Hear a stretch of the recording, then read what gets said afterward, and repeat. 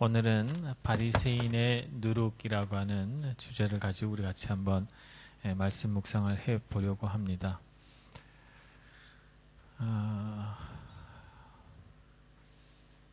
바리새인의 누룩 얘기가 나오게 된 그 배경은 예수님과 제자들이 배를 타고 가다가 떡이 한 개밖에 없을 바로 그 상황에서 나왔어요.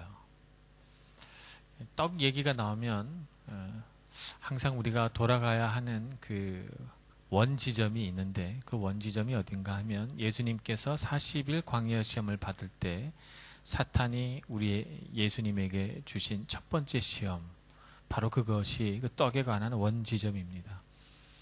사탄이 예수님께 나와서 시험하여 말하기를, 네가 만약 하나님의 아들이거든 이 돌로 떡덩이가 되게 하라, 이렇게 예수님을 시험합니다. 예수님이 40일을 굶주리셨고 몸이 많이 쇠약해지셨고, 오늘 5,000명을 먹이신 이 기적의 사건, 또 4,000명을 먹이신 이 기적의 사건을 생각을 하면 예수님이 돌로 떡덩이를 변하게 하는 것은 사실 아무것도 아닌 일이에요. 예수님에게 그것을 알기 때문에 돌을 준 것이죠. 돌을 주고 이걸 한번 변화시켜서 너 배고픔을 채워라, 이렇게 시험했을 때 예수님이 하신 대답은, 사람이 떡으로만 살 것이 아니요 하나님의 입에서 나오는 모든 말씀으로 살 것이니라 라고 그 사탄의 시험을 물리치십니다. 예수님에게 있어서 육신의 배고픔, 그리고 입의 만족, 그것을 통한 배부름이라고 하는 주제는 사실 예수님에게 있어서는 첫 번째 삶의 주제가 아니고 부차적인 두 번째 주제였던 것이죠. 예수님의 삶에 있어서 가장 첫 번째 되는 주제는 어떻게 하면 생명의 떡을 먹어 내 영이 만족함을 얻을까라고 하는 것입니다. 그래서 예수님이 누가 굶주리라고 명령하지 않았어도 40일간을 금식하며 기도하신 거죠. 육신의 배고픔을 통해서 우리 영이 배부름을 갖기 위해서 예수님께서 그렇게 하신 것이죠.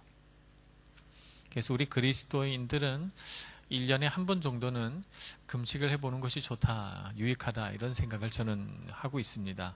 그래서 이번에 일주일간 아무것도 못 먹고 제가 아파가지고 계속 굶었잖아요. 그래서 저에게는 이런 느낌이었어요. 너는 분기마다 한 번씩 금식하거라, 뭐 이런 느낌으로 다가오더라고요. 그래서 주님, 저도 금식해야 되겠네요, 이런 생각을 했어요. 하나님이 제가 금식을 안 하니까 강제로 금식을 시키신 것 같다는 느낌을 강하게 받았습니다. 저도 2014년 1월 1일부터 한번 금식을 해볼까 하는 생각을, 그런 계획을 갖고 있습니다. 어쨌든 예수님에게 있어서는 그분의 삶의 첫 번째 주제는 육신의 배부름이 아니라 영의 배부름이었던 것이죠. 그런데 예수님께서 그런 생각을 갖고 계시면 5,000명이 쫙 앉아있고 또 4,000명이 이렇게 앉아있고 어린아이들 막 뛰어다니고 아녀자들이 막 있고 어떤 할아버지 할머니도 거기서 예수님 말씀 듣는 걸 너무 즐거워하고 앉아있어요. 배고파요. 그때 예수님께서 너희들에게서 육신의 배고픔은 아무것도 아니란다, 너희들은 육신의 배고픔을 통해서 영의 배부름을 알아야 돼, 이렇게 설교했습니까? 안 하셨어요. 그러면 예수님이 뭔가, 어떤 사람들에게는 5,000명, 4,000명이 모였을 때는 막 달라고 하지 않아도 이렇게 막 베풀어서 떡을 주시고, 예수님 자신에게는 사람이 떡으로만 살 것이 아니요 라고 하는 말씀으로 자신을 다루신단 말이죠. 도대체 예수님 안에는 어떤 삶의 원칙이 있길래 이런 상반된 삶의 자세가 나오는 것일까라고 하는 것입니다. 예수님은 자기가 아닌 타인을 향해서는 육신의 배고픔과 영의 배고픔을 다 보십니다. 그래서 육신의 배고픔을 통해서 고통받기를 원치 않으세요. 그래서 우리의 삶을 바라보실 때 예수님은 불쌍히 여기시는 마음을 가지고 우리의 배의 배고픔, 육신의 배고픔, 영의 배고픔을 다 보십니다. 그래서 그것을 채워주려고 하십니다. 어떤 사람에게는 육신의 그 배고픔이 채워지는 것을 통해서 영도 채워지는 그런 은혜가 있기 때문이죠. 신앙의 낮은 단계에서는 그런 경우도 있어요. 너무너무 배고픈데 누군가가 나에게 먹을 것을 주어서 그것이 하나님의 은혜와 도움의 손길로 느껴지기도 하잖아요, 우리의 삶에. 그래서 예수님은 우리의 배고픔을 절대로 소홀히 여기지 않으십니다. 그래서 우리가 하나님께 기도할 때 우리의 그 육신의 배고픔, 우리의 육적인 갈망, 이런 것들을 하나님께 기도했을 때 안 들어주시지 뭐 어떡하지? 어떤 이런 죄책감이나 미안함을 갖고 나가면 안 돼요. 예수님, 그리고 우리 하나님은 그런 것조차도 불쌍히 여기시고 채워주기를 원하시는 그런 아버지 마음을 갖고 계십니다. 담대하게 기도해야죠. 우리는 자녀니까. 자녀된 사람은 그렇게 용감하게 기도할 수 있어요. 그래서 예수님은 그 아비된 마음으로 4,000명을 먹이시고 5,000명을 먹이셨던 것이죠. 그런데 다시 제자들과의 배안으로 돌아옵니다. 예수님과 제자들이 있는데 먹을 것이 없어요. 떡 한 조각밖에 없어요. 그런데 예수님이 제자들에게는 어떤 것을 요구하셨어요? 예수님께서 제자들에게 요구한 것은 자신에게 요구했던 것과 동일한 것을 요구하셨습니다. 그래서 예수님이 제자들이 떡 하나를 가지고 고민할 때 그 떡을 가지고 얘들아 배고프지? 내가 이 떡으로 너네들이 1인당 5개씩 먹을 수 있게 해줄게 해서 짠 해서 퐁 하고 떡이 되게 하지 않으셨어요. 한광줄이 나오게 하지 않으셨어요. 예수님이 바라볼 때 제자들은 예수님을 닮아가고 예수님처럼 살아가야 할 사람이기 때문에 예수님은 제자들이 배고픔 가운데 배우기를 원하셨어요. 무엇을? 영의 굶주림을 배워가기를 원하셨죠. 그래서 예수님께서 제자들에게 가르치고 싶은 그 내용을 어떻게 함축하는가 하면 바리새인의 누룩, 헤롯의 누룩을 조심하라 이렇게 말하는 것입니다. 누룩은 여러분 누룩이라고 하는 거를 어떻게 설명해야 되나요? 이스트라고 설명을 해야 되나요? 지금은 우리가 다 완제품이 된 빵을 먹으니까 그렇지만 제가 어렸을 때만 해도 빵이 그렇게 흔하지는 않았어요. 그래서 집에서 빵을 해먹는 경우가 참 많았고 저희 집에도 빵 굽는 기기가 있었어요. 저희 어머니가 또 신식 제품을 아주 좋아하세요. 그래서 한번 쓰시고 다시는 안 쓰시는 물건도 가끔씩 나올 정도로 신식 제품을 많이 구입하셨는데 그 중에서도 가장 많이 사용하셨던 것이 이제 빵 만드는 기기였는데 그 빵을 이렇게 반죽을 하고 나서 물을 붓고 거기다가 그 이스트라고 하는 걸 넣어요. 그래서 반죽을 다시 이렇게 하죠. 그래서 그걸 이렇게 따뜻한 약간 미지근한 곳에다 놔두면 밀가루가 한 1.5배 정도 이렇게 부풀어 오릅니다. 부풀어 오르고 그리고 나서 그걸 구우면 빵이 되더라고요. 참 신기했어요. 그래서 요만한 밀가루 덩어리가 이만해지는, 그래서 그냥 밀가루 덩어리를 구우면 딱딱하고 질긴데 이렇게 부풀려진 빵을 구우면 참 부드럽고 맛있었던 기억이 나요. 바리새인의 누룩, 헤롯의 누룩이라고 하는 것은 바리새인과 헤롯이라는, 바리새인이라고 하는 하여튼 이쪽의 사람, 부류의 사람들은 하나님을 믿되 자기 욕심껏 믿는 사람들을 말하는 것이고, 헤롯은 하나님을 알지만 하나님을 경외하지 않는 사람을 말하는 것입니다. 이 바리새인과 헤롯이 갖고 있는 누룩은 자기의 배를 배부르게 하려는 그들의 삶의 스타일을 말하는 거예요. 그들의 누룩을 조심하라는 것이죠. 그 누룩이 이스트균이 우리 가운데 들어오면, 우리 영혼에 들어오면 그것이 금세 2배, 3배로 우리의 마음을 이렇게 확장시켜서 우리 마음속에 그런 것들이 가득 들어오게 만든다는 거예요. 그러니까 조심하라 이렇게 말씀하고 있는 것이죠. 바리새인들에게 있어서는 그 누룩이라고 하는 것이 무엇인가 하면 사람의 인정과 높이 올라가고 싶은 상승 욕구예요.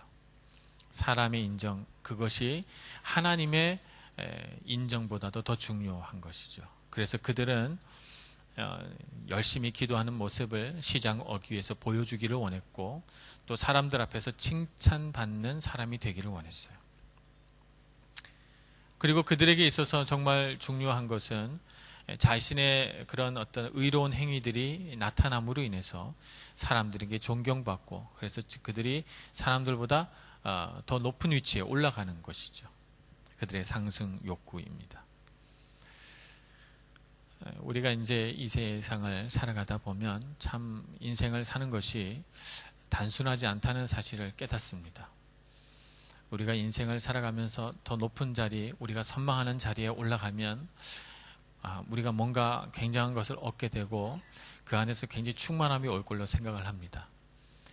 저는 20대 때 그랬어요. 20대 때 결혼하면 어떤 느낌일까? 뭐 이런 생각을 참 많이 했던 것 같아요. 결혼하면 정말 행복하겠지. 사랑하는 아내와 또 자식이 있고 그러면서 거기서 행복하게 웃으면서 그런 걸 생각했는데 결혼해 봤더니 전쟁의 연속이더라고요. 그리고 끊임없는 자아 비판의 연속이에요. 계속해서 내 자신을 반성하고 이렇게 해야 돼. 아내는 무서운 해초리와 같아. 그래서 저를 막 이렇게 그렇게 되더라고요. 인생이라는 거 하는 게 내가 머릿속에 그리던 그런 것이 아니었어요. 제가 돈을 못 벌 때는 내가 일이었기 때문에 늘 아르바이트를 하고 뭐 또 과외도 시키고 그러면서 늘 제 용돈 벌어 쓰기 바빴어요. 나는 언제쯤 내 생활 가운데 물질적인 여유가 생길까 뭐 이런 생각을 했는데 어느 날 제가 살다 보니까 물질적인 여유가 생겼어요. 그런데 청년 시절에 꿈꿨던 그러면 정말 행복할 거야. 마트에 가서 내가 먹고 싶은 거 다 살 거야. 어디 가서 레스토랑 가서 뭐 주문할 때 돈이 없어서 제일 맛없고 제일 싼 거 이런 거 주문하지 않고 내가 먹고 싶은 거 딱 주문하고 그래야지. 이렇게 생각을 했는데 그런 삶을 살 수 있는 위치가 딱 됐을 때 저는 행복하지 않았어요. 행복하지 않았어요. 저는 정말 이상했어요. 내가 20대 때 꿈꿨던 일들이 내 삶 가운데 하나씩 그 소박한 꿈들이 이루어져 가고 있는데도 불구하고 왜 나는 행복하지 않은 걸까? 제가 부목사일 때는 담임 목사가 되면 얼마나 좋을까 이런 생각을 참 많이 했어요. 그래서 담임 목사가 되면 나는 이렇게 내 목회를 꿈꾸고 이렇게 아름다운 교회를 만들고 해야지. 그런데 제가 담임 목사가 돼 보니까 현실은 그렇게 녹록하지 않아요. 담임 목사가 되니까 저의 많은 것들이 그대로 다 우리 교인들 가운데 투영이 되고 그래서 제가 날마다 제 자신의 죄됨을 가지고 씨름해야 되는 정말 고달프고 괴로운 삶이 저를 기다리고 있더라고요. 한 분 한 분의 교인들을 바라보면서 날마다 생각합니다. 어떻게 하면 그 어려움을 이겨나게 해줄 수 있을까? 뭐 이런 생각을 하다 보니까 제 마음속에 제 고민도 하기 바쁜 사람인데 다른 수많은 고민들을 함께 짊어지고 가니 제 마음이 내가 원하는 건 이런 건 아니었는데 뭐 이런 생각을 문득 하게 됩니다.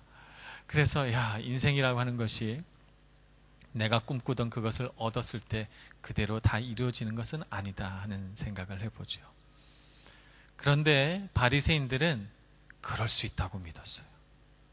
그럴 수 있다고 믿고 그 자기가 머릿속에 그리던 것들을 실제로 얻어보려고 그래서 사람들의 억지 존경과 위선 속에 자기를 가두고 그래서 사람들이 인정해주지 않으면 인정해 줄 수밖에 없는 환경 속으로 자기 자신을 데리고 들어가고 그래서 사람들 앞에 권위주의적인 모습으로 나타나고 그래서 그들을 다스리고 그 위에 서는 이런 상승 욕구를 가지고 있죠. 그래서 그들은 세리와 죄인들을 미워하고 창녀와 거지와 장애자들과 이런 사람들을 멸시하고 하나님 앞에서 자기만 의롭고 복받은 사람으로 드러나야 되었던 것입니다. 이것이 바로 바리새인의 누룩이죠. 우리는 어떤 삶을 살아가야 정말 행복한 것일까요? 우리의 삶의 진정한 행복은 하나님 앞에 더 가까이 나아가기 위해서 정말 우리의 마음속에 있는 작은 갈망이라도 하나님을 향한 갈망이 있다면 그 갈망을 붙들고 쫓아가며 살아가는 삶이 가장 아름다운 삶입니다. 그럴 때에만 우리 삶의 본질이 찾아오는 것이죠. 물질에 흔들리지 않게 되고 세상 속에서 내가 유명해지는 것에 대해서 내 자신이 높아지지 않고 어느 순간에도 항상 겸손하고 내게 주신 하나님의 재능과 은사와 능력들을 붙들고 스스로 하나님 앞에 만족하고 기뻐하며 살아가게 되는 것입니다. 내가 가난에 처하든 내가 부유함에 있든 내가 높은 자리에 있든 낮은 자리에 있든 하나님 앞에 선 나의 진실된 마음은 하나도 변함이 없는 그런 사람이 되어야 되지 않을까요? 예수님께서 정말 제자들을 훈련시키고 싶은 것은 바로 그것이었고 그래서 그 자리에서 떡을 여러 바구니로 만들어서 제자들에게 나누어 주지 않았어요. 그냥 떡 한 덩어리 가지고 예수님이 바리새인의 누룩을 조심하라 설교하셨죠. 오늘 우리에게 그런 욕심이 있습니다. 바람이 있습니다. 더 많은 떡을, 더 많은 배부름을, 더 많은 자랑을, 더 많은 인정을 받고 싶은 마음이 우리 안에 있습니다. 그 마음을 예수님께서 정죄하고 나쁘다고 하시진 않지만, 그러나 그 마음이 우리 마음속에 들어와서 바리새인이 누르게 되는 순간 우리는 하나님을 떠나게 됩니다. 하나님 앞에 떠나지 않고 주님 앞에 머무르려면 우리는 그런 갈망을 소중하게 붙들고 나의 불만족한 삶 가운데에서 나의 갈망을 채우시는 주님을 바라봐야 됩니다. 그래서 제자들을 배고픔 속에 그냥 두셨어요. 그래서 예수님께서 그 다음 말씀하시기를 이렇게 말씀하시죠. 너희가 눈이 있어도 보지 못하며 귀가 있어도 듣지 못하느냐, 또 기억하지 못하느냐, 이렇게 말씀하시죠.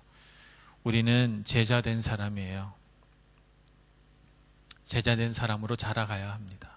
어떤 사람들은 예수님 앞에 앉아서 예수님이 만들어주시는 떡을 먹는 사람도 있어요. 그런 사람들을 성경에서는 무리라고 말합니다. 무리. 그냥 무리죠. 근데 어떤 사람은 예수님 앞에 제자로 서 있습니다. 제자들에게는 떡을 만들어주지 않으세요. 하나님을 갈망하고 자라나게 하시죠. 그러면 여러분 마음속에 나는 제자는 싫고 무리가 되고 싶어, 이런 마음이 생길지도 모르겠어요. 그러나 무리에게는 한순간의 만족이 있을 뿐이지만 제자들에게는 영원한 만족이 있습니다. 예수님의 뒤를 쫓아가는 제자들에게는 말할 수 없는 높은 자긍심과 기쁨이 있고, 무리는 그 순간 떡 하나로 기뻐하고 돌아가면 예수님을 잊어버리고 늘 삶의 근심, 떡 한 덩이의 근심을 가지고 살아가게 되는 것이죠. 여러분에게는 이런 영원한 만족이 있는 참 제자의 삶을 살아가시는 여러분들이 되시기를 축복합니다. 그런 삶을 살아가면 우리 삶 가운데 정말 기쁨이 있어요. 그 다음에 일어난 사건은 눈먼 사람을 예수님께서 고쳐주시는 사건입니다. 이 눈먼 자를 고쳐주시는 사건을 보면 예수님이 좀 특이하게 고치셔요. 정말 예수님께서 눈이 먼 우리 장애자들을 많이 고치셨는데 정말 많이 달랐어요. 어떤 사람은 그냥 눈을 떠라 그러면 눈이 떠졌고, 어떤 사람은 진흙에다가 침을 뱉어서 이겨가지고 눈에 붙이고 실로암 연못에 가서 씻으라 이렇게 말씀하셨고, 오늘 보니까 이 사람에게는 그냥 눈에다 침을 뱉으셨어요.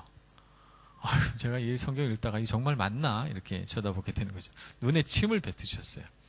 그리고는 그에게 안수하시고 눈을 떠라 이렇게 말씀하셨나 봅니다. 그리고 무엇이 본이냐 그랬더니 이 사람은 눈이 단박에 떠지지 않았어요. 희미하게 보이기 시작했어요. 천천히.